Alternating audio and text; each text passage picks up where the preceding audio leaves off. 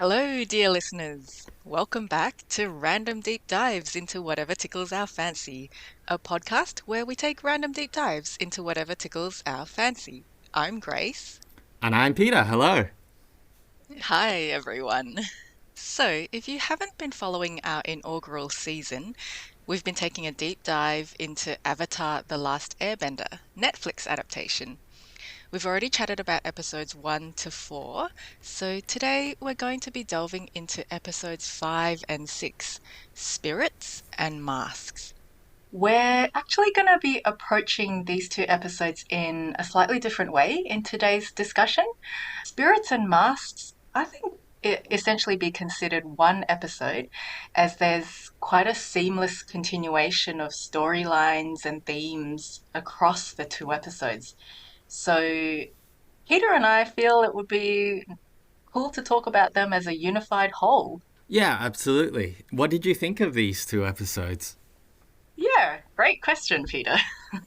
So this is funny because when I first watched these two episodes, the first time I watched the series, I actually felt like I didn't enjoy these two episodes that much. I think it was because I felt previously the pace had been quite hectic and quite frantic. But then I felt that the pace slowed down in these two episodes, and I thought the change in pace was a little bit jarring.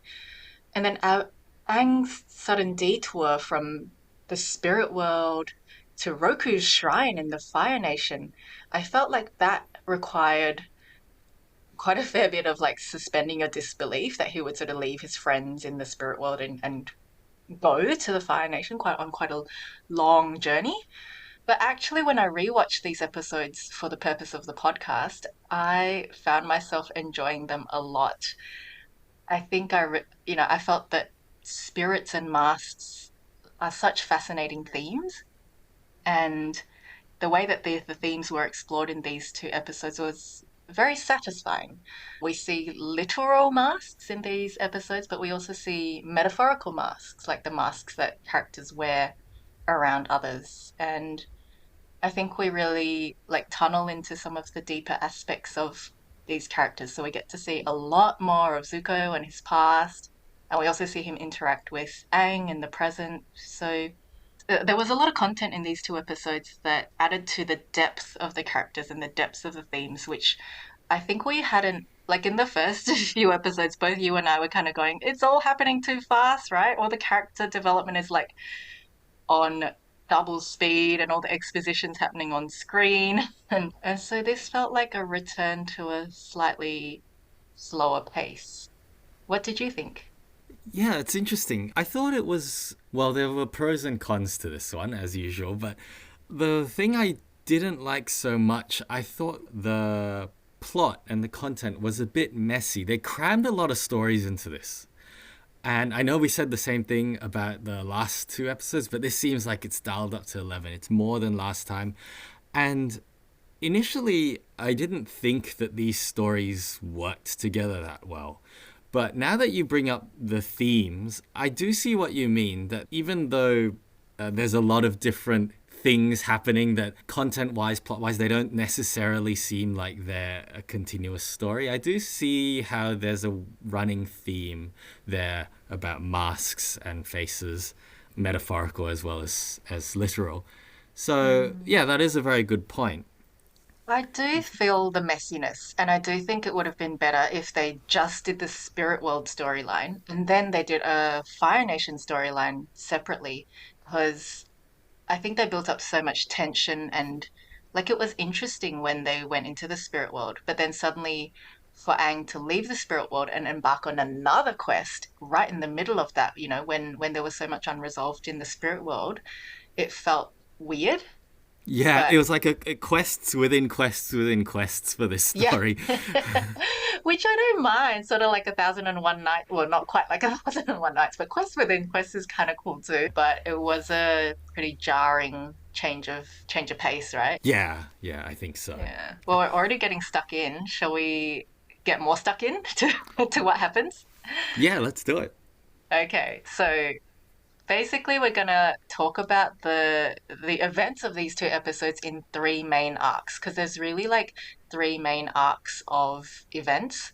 The first arc of events is Aang and the spirit world. So at the start of the episode, we see that some time has passed. Aang, Katara, and Sokka have left the Earth Nation and they're continuing their journey towards the Northern Water Tribe, and they come across a small village that has suffered a supernatural affliction since the forest nearby was ravaged by the Fire Nation. And so the gang like venture into this village, and this to me felt so much like you're playing like an RPG, and you you come across a poor sad villager, and they're like, "Help me, my relative, my son has gone foraging for food in the forest, and he's gone missing, and we think that possibly some evil spirit has stolen him.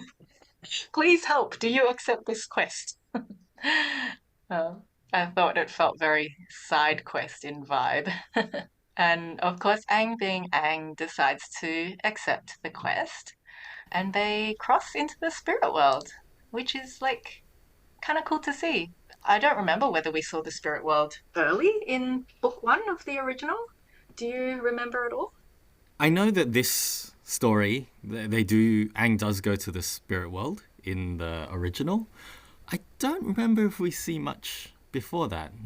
It's a gap in my memory. But it Okay. is interesting though, they do combine this journey into the spirit world with other journeys into the spirit world, such as, and we'll get to this soon, with Ko, and we also get to Mm. see Wang Shitong, the bird spirit, who doesn't in the original appear in this story. So there's a lot Ah. of the spirit world that we see here that in the original we didn't see in this particular journey to the spirit world. So this is a real deep exploration we're thrown into. So just like in the other episodes we've discussed, it sounds like a lot of different storylines have been mashed into one. Yeah, yeah, that's right. There's a lot of mashing going on in this adaptation.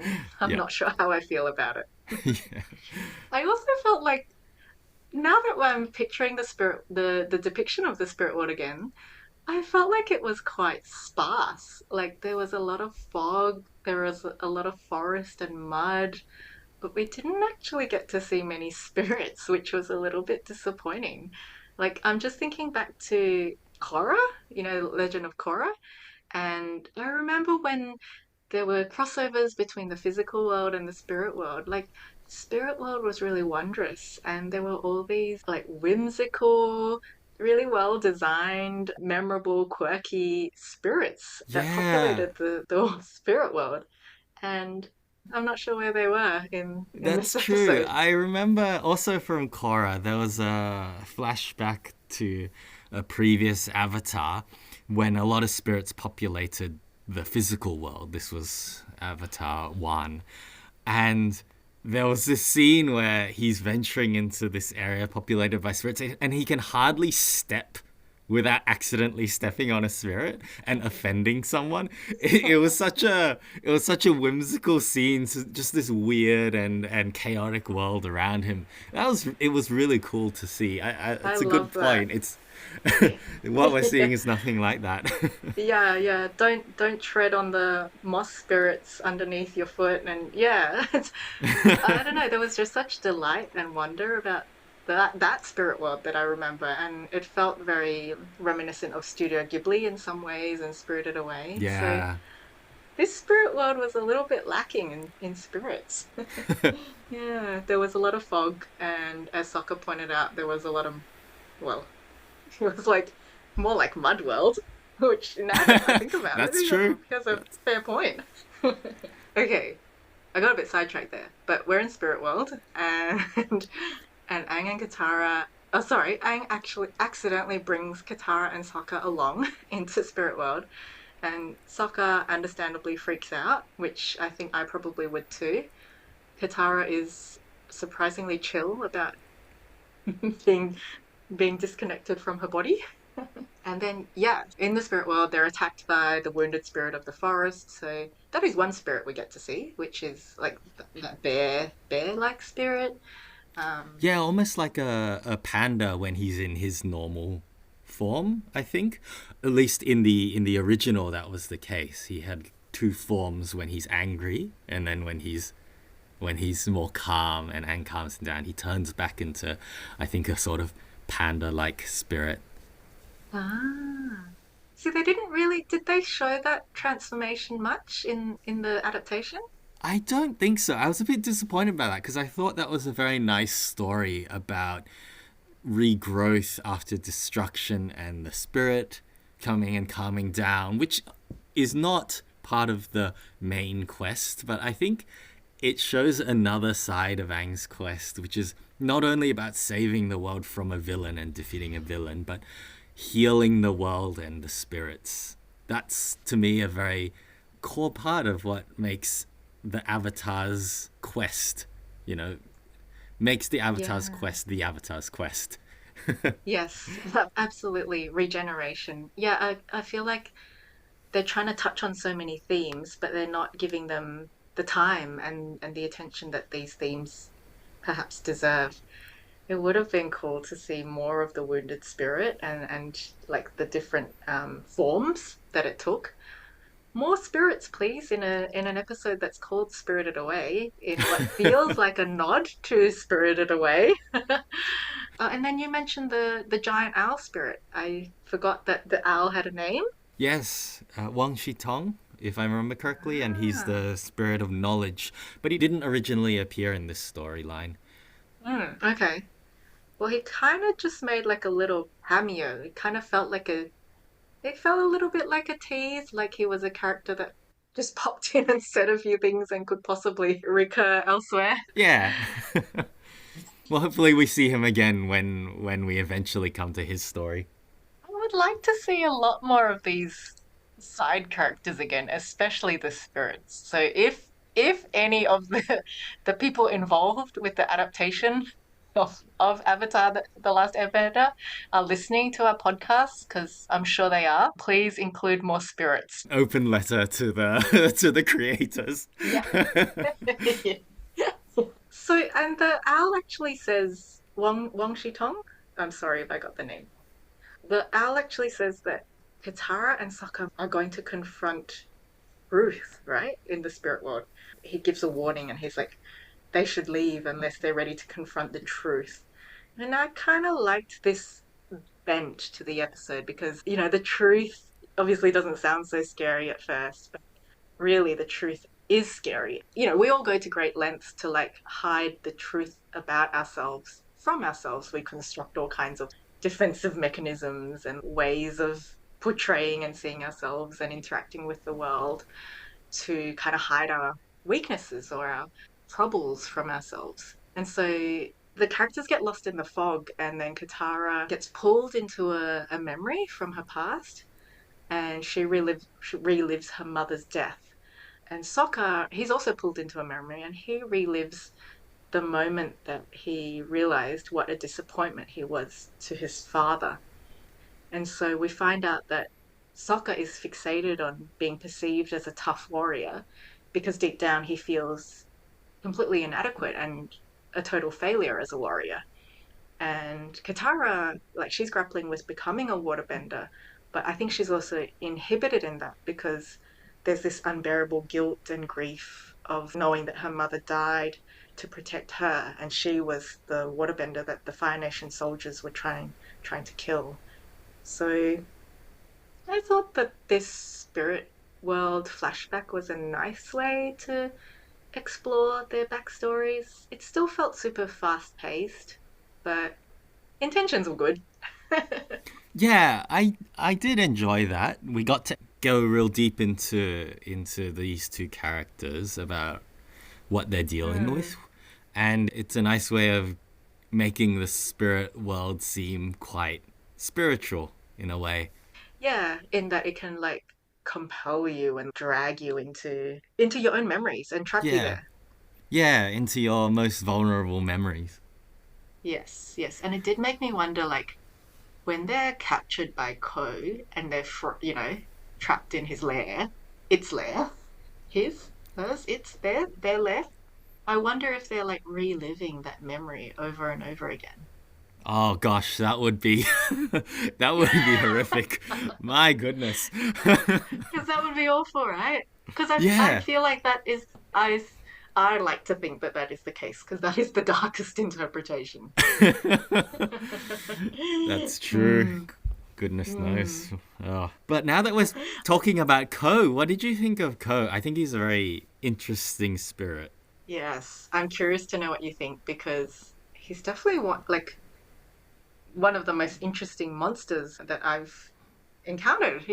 It's such a memorable creature. I think you were telling me you were quite struck by the Yeah. visual design of Ko.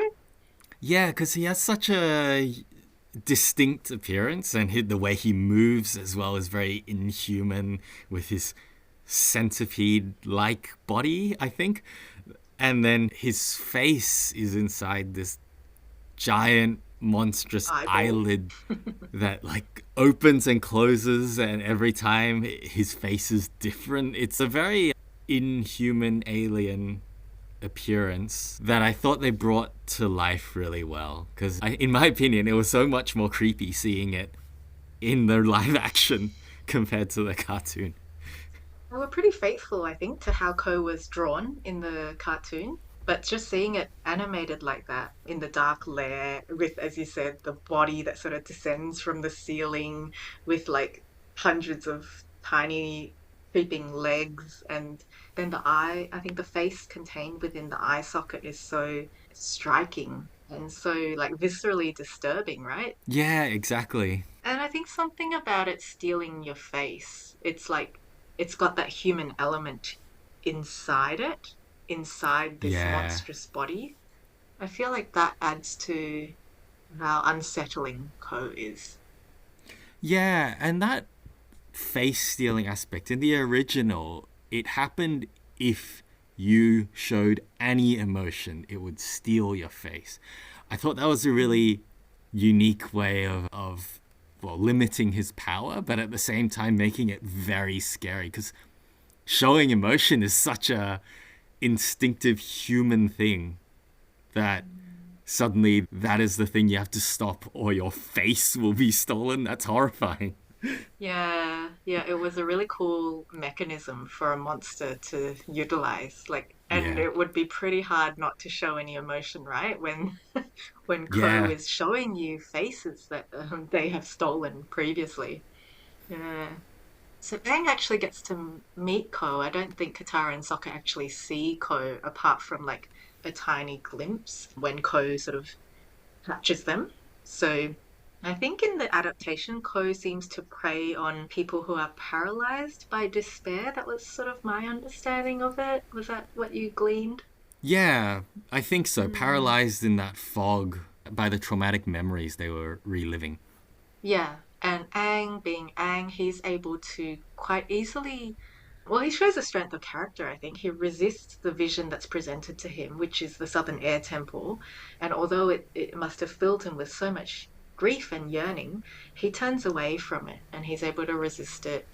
And he faces Ko and I think he's kind of realized that Katara and Sokka have been captured, and so he's like, how do I get them back? And then Ko does mention that a previous avatar stole something from him, so that's a little clue that will take Aang to speak with Avatar Roku, who is the avatar who stole something from Ko. So yeah, he has a chat. He catches up with Ko, and then he runs off back into the fog, has a brief encounter with Gyatso, who has actually delayed reincarnation just to wait for Aang. And I thought this was a really nice, like it was a very heartwarming scene. Did you have anything to add about seeing Gyatso again? Did you feel your heart warmed?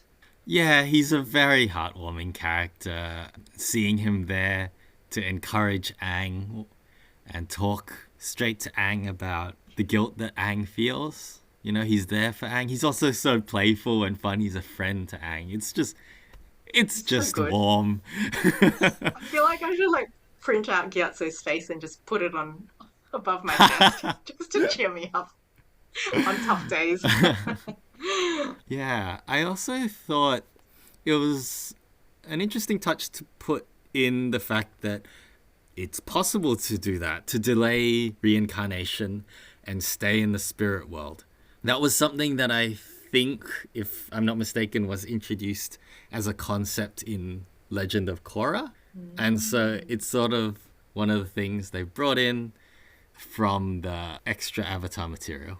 Yeah, it made me wonder like how can only some people do it? Can anyone delay reincarnation for how long? Obviously, Gyatso disappears after that encounter, but we're not really given an explanation as to why. Like, can he only stay for one encounter and then he has to go? Why was he so mysterious about it? I don't know, and I want to know. All he What are says the is some riddle about how time is a funny thing. some platitude? That's what he says, isn't it? Time is a funny thing, and he's like, "Yes, we'll talk again soon." And then he just goes, which is like, no, I want more of an understanding of the mechanism of this delayed reincarnation thing. Well, okay, so we're kind of at the end of this first arc that we're talking about, so Aang and the spirit world. So basically, Aang decides that the best way to save his friends is to actually exit the spirit world, go back into his body, and he flies his little flyer. Does his flyer have a name? Anyway, the staff with The the glider? the glider. Is that what it's called? I think so. Cool. So he flies his glider all the way into the Fire Nation. He flies really far. We see him like zooming over all kinds of Fire Nation landscapes. And he arrives at Avatar Roku's shrine. The shrine guardians, priests, Yeah, the attendants, they're not sages. the sages, yeah, they're not very welcoming to Aang. They're kind of all Fire Lord Ozai should rule, except there's one rebel sage who helps Aang gain access to the center of the shrine. And so he meets Roku in the spirit world. Yeah, there's a little bit that they didn't go into in this version, which is that sage that helped Aang, which I believe he's called Xiu in this version. He had a bit of a monologue in the original about what had happened with the sages. Because originally they apparently had been loyal to the Avatar, not the Fire Nation. But when the war started 100 years ago, Sozin forced the sages to follow the Fire Nation. So now, when the sign of the Avatar returns, there's this conflict. Do they return to their original purpose? Or do they stay with the purpose they've been forced into? And Shayu kind of realizes that he has to betray the others and go back to that original purpose. And I Yeah. liked this little story because it shows a bit that the world isn't easily divided into four powers. These people are obviously of the Fire Nation people, but they weren't originally loyal to the Fire Lord. They were loyal to the Avatar. And it's kind of like how Kyoshi Island was part of the Earth Kingdom in a way, but it was politically separate. Or at least, Mm, there's a parallel there. mm. So I like that little bit of depth about Shayu and where he's coming from and why he's doing this and how he sees him within the context of the sages, within the context of the Fire Nation and the war. So that was a little bit that I was sad they didn't really talk about. Although they did, I think, have one or two lines briefly mentioning it. Yeah, I like how that detail really adds to the complexity of the world, that it's not just simple, Fire Nation people are for the Fire Nation and Earth Kingdom people are for the Earth Kingdom. There's going to be a lot of moral grey areas or people that have divided loyalties, and it is going to be that level of complexity in a fully realized setting. Just like, Yeah, there's going to be villages in the Earth Kingdom that are under Fire Nation control, perhaps, and people just want to be left alone to live their ordinary lives. Or like later, of course, we meet the mercenary June and her beast Nyla, and we see how June has like carved her own niche for herself in this world. Yeah, it's a shame, right? That none of these, like the depth of the world, it doesn't seem like the adaptation is going to be able to incorporate those more complex aspects of the world to the degree that the original did. Yeah, it seems that way because of trying to condense everything.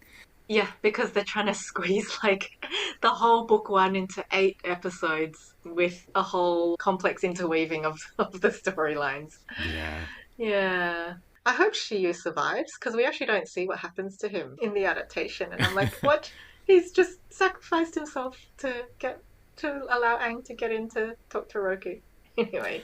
I thought it was a bit funny also, because Shiu is risking everything, his life, to help Aang, supposedly so that Aang can save the world.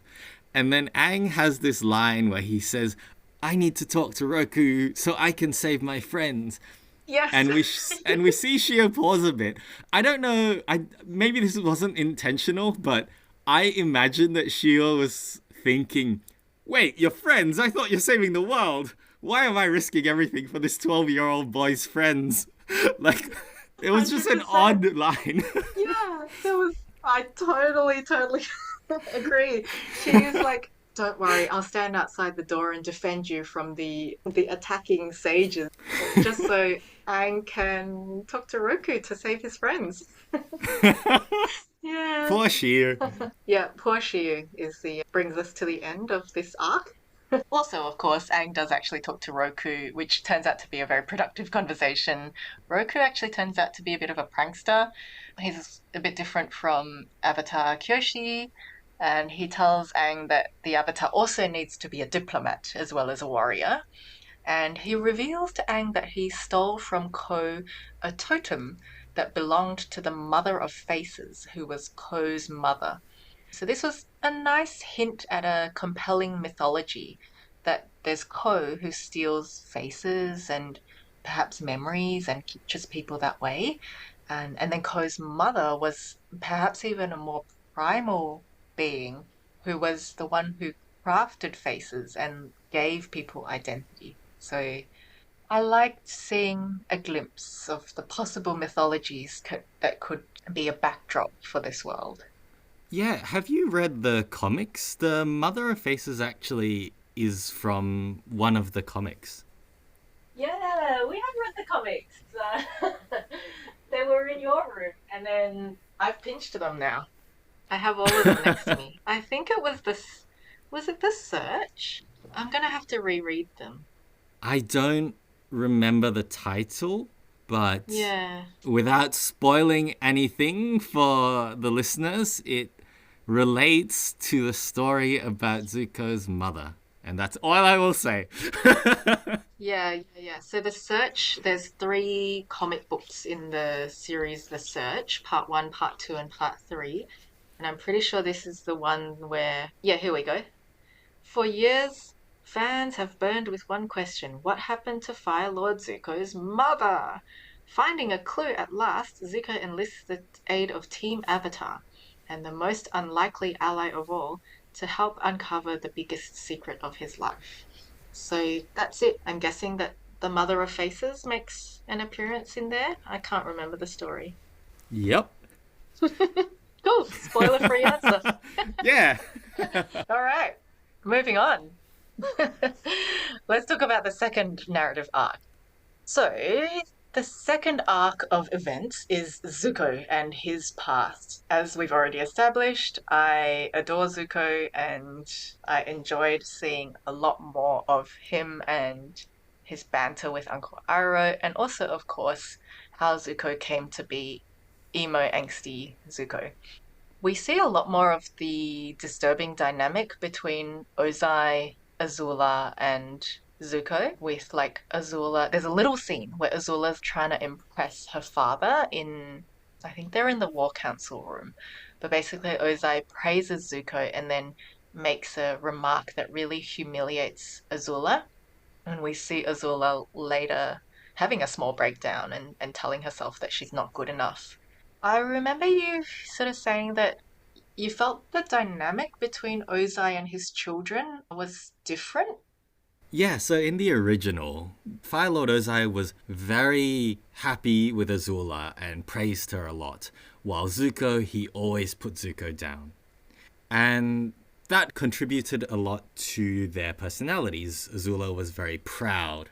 Zuko was always seeing himself as an underdog who was resilient and fighting for, well, for many things, mainly his father's approval. Mm. Whereas here, it seems Fire Lord Ozai is putting both of them down. Obviously, we see the story with Zuko and how Zuko got banished.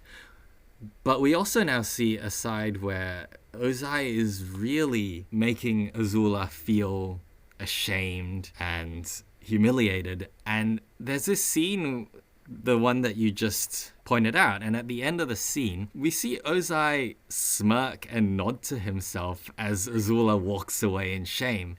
As if he's manipulating her, he wants her to feel that way, which is this weird, twisted thing that's going on where he's manipulating his two children against each other. Like he wants to do that to make them more cunning and capable and deserving of the throne somehow. It seems like that's the way he sees his children. And Yeah. it's, in my opinion, just so much more twisted than in the original. It takes it to a much darker level. Yeah, he's horrifying, isn't he? Yeah. That smirk, now that you pointed out, was very disturbing. He is twisted, twisted dad. Yeah. And 100%, like I feel like he's actively undermining Azula and Zuko's sense of self. Whereas, yeah, back in the cartoon, it was more like Azula was his favorite and felt like she was really stepping into his shoes, and Zuko was like the prodigal son who'd kind of failed and been exiled. A simpler dynamic. Whereas here, just like you said, it feels like his children are just pawns to be manipulated. Yeah. Yeah, it does make you feel for Azula too. It does. She's a much more vulnerable character right from the get go in this version. Yeah, she is. She is, and you see that vulnerability portrayed quite expressively in her face. Hmm. Well, we only see a little glimpse of Azula, but we see a lot more of Zuko. We get some entertaining scenes where Zuko is bullying poor Lieutenant G. I shouldn't laugh, but they are a little bit funny, these scenes. We're reminded like how much of a teenager Zuko still is. He's got this incredibly Yeah. whiny voice when he's throwing a tantrum. It's a bit Kylo Ren almost. But he displays this wonderfully petty attitude. And then, of course, we see Zuko and Iroh. They're continuing their search, and this is nice. We see them go into some Earth Kingdom villages that appear to be under Fire Nation control. And I always like these kinds of scenes where you see little glimpses of ordinary life in the world, and you can almost imagine like lots of small stakes side stories happening in these places. Like there was that very funny scene with the bartender when Zuko discovers that everyone already knows about the Avatar. That was pretty funny. So yeah, I like how they took the time to make that bar and that the villages that Zuko and Iroh visit feel quite lived in, and like there were characters there living their own lives. That was Yeah, nice. that little bar scene and also the conversations with June, I think, make the world just feel much more lived in, as you say, and rich as a fleshed out world. Yeah, Boone was an interesting character, and of course she's from the cartoon as well. And I guess because she's a mercenary, as we mentioned, she adds another dimension to the kind of characters that exist in this world. She's found a way to make a profit by selling her bounty hunting services to whoever can really pay the price. She doesn't have any strict loyalties. And so it's interesting that Iroh hires her, that he's the one who is willing to say, I don't mind using a bounty hunter. And I think we've seen like Zuko has, he has a strong like internal compass, I feel. He has a strong sense of what he feels is princely and what he feels is right and what he won't do. And so he's quite distressed that he's working with a mercenary. We see Zhao being made into an admiral and pretty much like boot Zuko off his own ship. Zuko throws another excellent tantrum. Lieutenant G says this quite emotional line. He says to Iroh, Zuko's not our prince. And Iroh actually tells Lieutenant G off and says, Zuko knows more about sacrifice than you do. And then we go a bit into the past and we go into the flashback scene. And this is probably, I don't know, did you like the flashback scenes? I did. A few of the lines have been changed from the original. A few of the beats have been changed a little bit, but broadly speaking, the main things about what Zuko did, how he stood up for what he believed was right, about not sacrificing the new recruits, and how that showed, in a way, his honor, right? All of that was done well, I thought, and I enjoyed that scene a lot. Was that the reason in the cartoon why Zuko was exiled, that he stood up for a battlement that was going to be sacrificed? Yeah, that's right. That it was the same thing. But the interesting thing, though, is that in this adaptation, they added the fact that that battalion he saved is now the one that Zuko is traveling with. That's a new addition. And I loved that addition. It might be one of my favorite things in the adaptation because it adds so much to Zuko's story about what he is sacrificing and why he's sacrificing it. Because he's sacrificing it for people who are now alive that would otherwise have died if it wasn't for him. And then, of course, you have that scene where the crew finally learns the truth because they previously didn't know that the reason they're here is because Zuko stood up for them.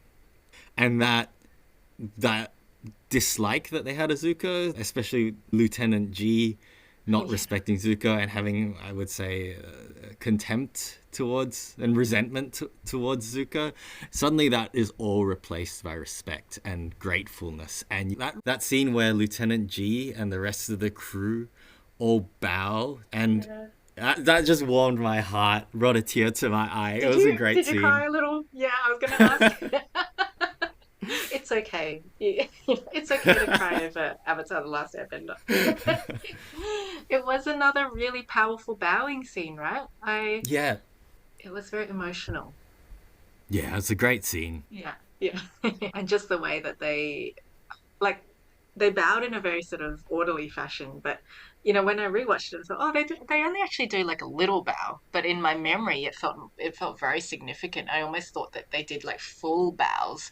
It was such a powerful scene of respect, and you could like see how stunned I think Zuko was. Perhaps it was the first time he'd received any sort of mark of respect like that in his entire life. So it was nice. I felt nice for Zuko. I'm sure you felt nice for Zuko too. Yeah, yeah. It's also that first step to him becoming more of a leader and stepping into bigger boots as he grows into what he will eventually become. Yes. Seeing more of his past does make him much more of a compassionate character, doesn't it? Like, I'm always a fan of an interesting antagonist, and Zuko certainly is one. And I think seeing the way that like standing up to a war council takes serious guts. Now that I think about it, standing up to his father, standing up to the war council. So it does make him much more of a compassionate character in the eyes of the viewers. So we saw a lot of Zuko. We saw him fight Ozai in an Agni Kai, which was a nicely done one-on-one combat scene. And we see Zuko actually like almost we see Zuko pretty much overpower his father, but he holds back from delivering final blow. And then Ozai says this line that will recur again later in the episode. He says, compassion is a sign of weakness. And that kind of tells you a lot about Ozai. And also, I think, who Zuko is trying to mold himself to be to please his father. And it ties in a little bit to the third narrative arc, the last narrative arc that we're going to talk about, which is Aang and Zuko. They collide in the present day. So if you remember, we left Aang at Roku's shrine, and then Aang is actually captured by June, the mercenary, and handed over to Zuko and Iroh. And then yet another ambush. So it's like ambush after ambush. How is Aang ever going to get back to Katara and Sokka? Surely Ko has eaten them by now. But Admiral Zhao ambushes Zuko and takes Aang to Po Huai's stronghold, which is this sort of impenetrable stronghold. And in this scene, Zhao becomes increasingly hateable. Like he really lets loose. He's getting slimier and more insincere and very power hungry. And you really start to love to hate him in this episode, I think. Yeah, it was very entertaining to hate him. Yeah, even his little scribe hated him, I think. And then we see the Blue Spirit, who is a masked figure, so a black clad figure wearing a striking, ferocious blue mask. And this is the first time we've seen the Blue Spirit in the adaptation. The Blue Spirit sneaks into Po Huai's stronghold, and the Blue Spirit is like super nimble and super like has amazing fighting skills. Sneaks in by holding onto the bottom of a wagon, and there's a really fun escape sequence where the Blue Spirit breaks Aang out of his prison. I actually was curious as to where the mask came from, and in my Googling, I came across the fact that Zuko's Blue Spirit mask was actually inspired by a Chinese noir mask, Nuo. So, noir opera is one of the most popular folk operas in southern China. Its most distinguishing feature is the use of ferocious-looking masks with the costumes, and the purpose of noir opera is to drive away disease and negative spirits, as well as to petition for blessings from the gods. So Zuko's mask depicts the Dragon King, a Chinese water and weather god. This information comes from a really cool Tumblr. I just want to spruik it. It's called The Cultures of Avatar: The Last Airbender, and the Tumblr is Atla Culture, so ATLA culture. And there's all these really in-depth posts about different cultural aspects that have inspired Avatar. So that was a fun little fact about the Blue Spirit mask. And it's interesting, right? Because the Blue Spirit, if you watch the fight scene carefully, there's absolutely no bending. The Blue Spirit just uses hand-to-hand combat and the dual swords, I think they are. Yeah, it's really interesting Yeah. seeing it, not just because it's cool to see Zuko fight without any firebending, and it shows that he's a very capable fighter, but also it kind of it implies a different identity again, because even the way he fights, he doesn't use firebending, he uses two swords, and he fights in a very different way. It's like he's a different person. So it's a very cool little addition to Yes. his identity. Yes, I feel like the actual mask, the Blue Spirit mask, is a mask that he puts on to conceal his identity, but it's also a way putting on the mask allows him to, as you said, express a different facet of his identity that he can't perhaps express when he is Zuko, Prince of the Fire Nation. It feels like it's a version of Zuko that is hidden from the world, has no Fire Nation affiliation, doesn't bend, but it almost feels like it could be a truer representation of him, or at least a part of him that doesn't get to have that freedom in his day to day life. So I Yeah, like how, yeah, real masks can actually be freeing for characters. yeah, Hmm. Okay, so then just as the Blue Spirit and Aang are escaping from Po Huai's stronghold, a Yuyan archer shoots at the Blue Spirit and knocks him out. Aang peeks under the mask and he's shocked to realize it's Zuko, though honestly, I feel like he could have guessed. I don't know.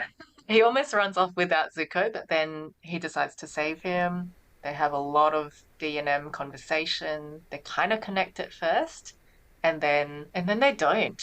yeah. I think that's a really powerful scene because Aang almost gets through to Zuko, and then Zuko suddenly, it's like a switch is flicked in his mind where he suddenly starts yelling about how his father's a great man. And then he says that line which echoes his father exactly. It's how compassion is a sign of weakness. And I think this is one of the really powerful parts of Zuko's story. He's obviously struggling with what he feels might be right versus what he believes he has to say and do because that's what his father wants him to do. And you see this forwards and backwards, like he's taking one step forward and two steps back. And despite the fact that Avatar is a fantasy story, I think that's a very real experience. You know, when we try and better ourselves, we often slide into old habits or patterns of thought. And I think Zuko's story is so powerful because it recognizes how improvement is a journey with hundreds of failures. And we see that same struggle in Zuko. Yeah, yeah. I think you put that really well. I think that is so familiar to many of us, that wanting to establish who you truly are beyond the expectations that have been imposed on you by other people, or the beliefs that you may have, developed about yourself and the world because of your earlier life experiences. I think that's why we all like Zuko a lot, right? Yeah. So I think that is a nice note to end the episode on, do you think? Was there anything else that you wanted to talk about or rave about? We talked a lot about spirits and masks. We wanted more spirits. We liked the masks, is the overall verdict. Yeah. I just want to come back and count how many episodes were crammed into this story. Because Oh, yeah. let me go through them for a second just to show how convoluted this was. Yeah, Number one, yeah, we it's have interesting. Hey Bye and the Burnt Forest, which is episode 7.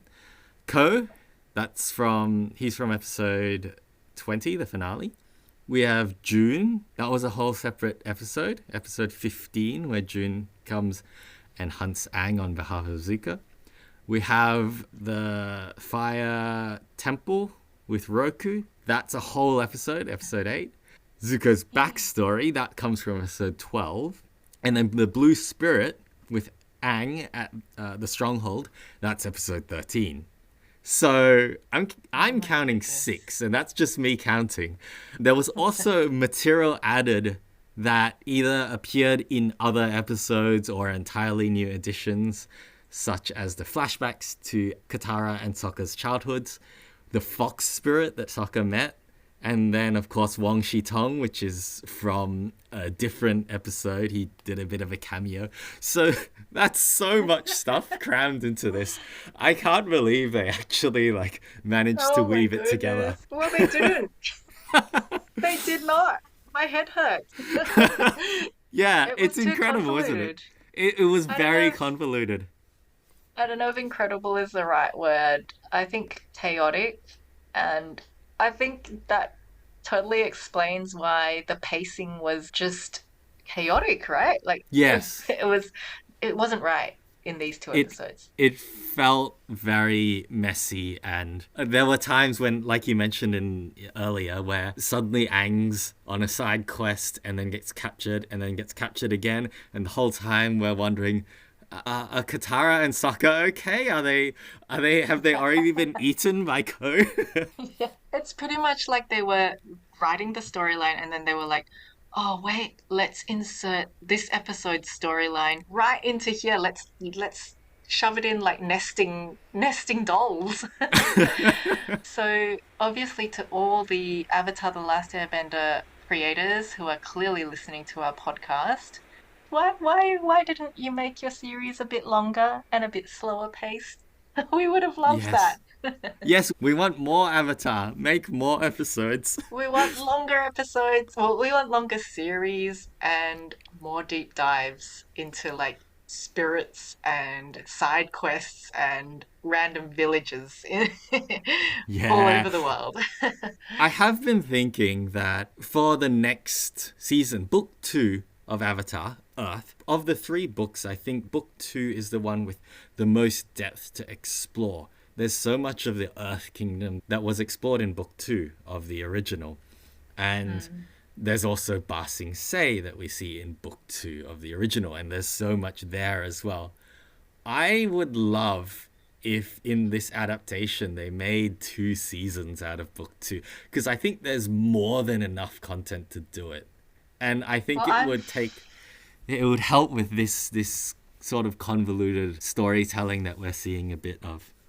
I also want to beg for more episodes and more seasons to do the story and the setting justice, but I'm really wary, especially the fact that they're probably going to try and cram all of book two into something like eight episodes or 10 episodes again.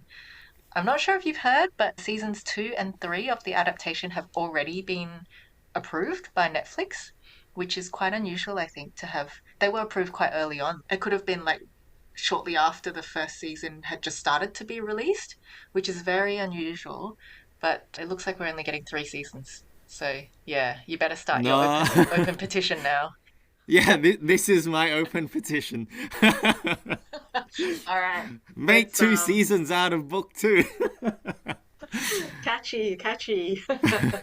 I'm sure we'll come up with some hashtags and I'm sure we'll get a few likes. Yeah, Ah, if no, only. I'm really wary about season two and how much they're going to try and cram into an already, like, I feel like we're only just seeing glimpses of the world in season one and it's already passed us by. And you know what else? We've hardly seen any bending skills develop. Yeah. Aang's supposed to be learning water bending in the book called Water. Yeah, but he We hasn't haven't learnt seen a any. single drop of water bending. Nice. Thank you, thank you. And a lot of Katara's learning is kind of happening off screen, and suddenly she comes back with like ice disc skills, ice frisbee skills. So, yeah, I don't know how they're gonna cram in Aang's development as an avatar. We shall see. Yeah, we shall see. Cool. So, I think we should probably bring this episode to a close because we have officially hit the hour mark, which makes this the longest episode so far of our season. But I totally forgot to mention the final part of this episode, which brings us right back to the original side quest. Yay, we do find out that Aang goes back to Ko and saves Katara and Sokka and the villagers by trading the totem that he got from Roku. And so it's a successful ending to the side quest. He returns the villagers to the village and gains their respect and admiration as the Avatar. So, yeah, a lot Yeah. happened. Yeah, all side quests are finally closed. All side, yes, one after the other. Giant side quest episode. All right, let's finish it there. Sounds good. Okay. Cool. All right. Thank you, everyone, for joining us for episode 4 of Ardu Toff. We're very happy that you're here, and we're very excited next time to be talking about episodes 7 and 8 of the Netflix adaptation of Avatar: The Last Airbender. That will bring us to the end of the first season. So we hope that you join us for another deep dive next episode. Bye. Yeah, exciting. Bye, everyone.